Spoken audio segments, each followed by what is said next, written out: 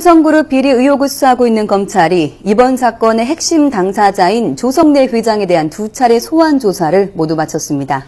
검찰은 오늘 구속영장을 청구할 방침인데 조 회장이 입원 치료를 받아온 점이 영장 발부의 변수가 될 것으로 보입니다. 이승현 기자입니다. 심장 부정맥 증세로 입원 치료를 받아온 효성그룹 조성래 회장이 이틀 연속 검찰 조사를 받았습니다.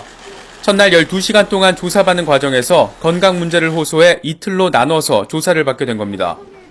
청사에 나올 때마다 혐의를 인정하느냐는 질문이 쏟아졌지만 수행원의 부축을 받은 채 말을 아꼈습니다. 분식회계랑 조세포탈 혐의 다 인정하셨습니까, 검찰에서?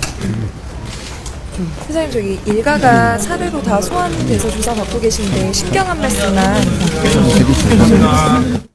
검찰은 이틀에 걸친 조사에서 효성그룹이 1조 원대 분식회계를 벌여 세금을 탈루하고 1,000억 원대 비자금을 조성한 혐의를 집중 추궁했습니다. 또 해외 페이퍼 컴퍼니를 만들어 대출을 받아 펀드에 투자한 뒤 손실이 발생하자 홍콩 법인에서 230억 원을 빼내 손실을 메운 의혹도 조사했습니다.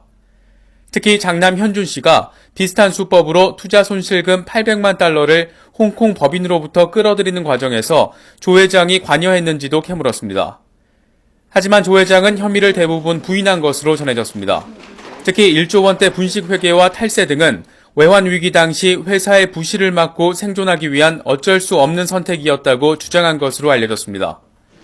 그러나 검찰은 제기된 각종 혐의를 입증하는 데 자신감을 나타내며 이르면 오늘 조 회장에 대한 구속영장을 청구할 방침입니다.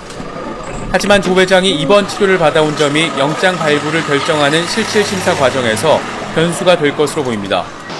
또 이미 검찰 조사를 받은 장남 조현준 사장과 이상훈 부회장 등은 불구속 기소하기로 가닥을 잡은 것으로 전해졌습니다. YTN 이승현입니다.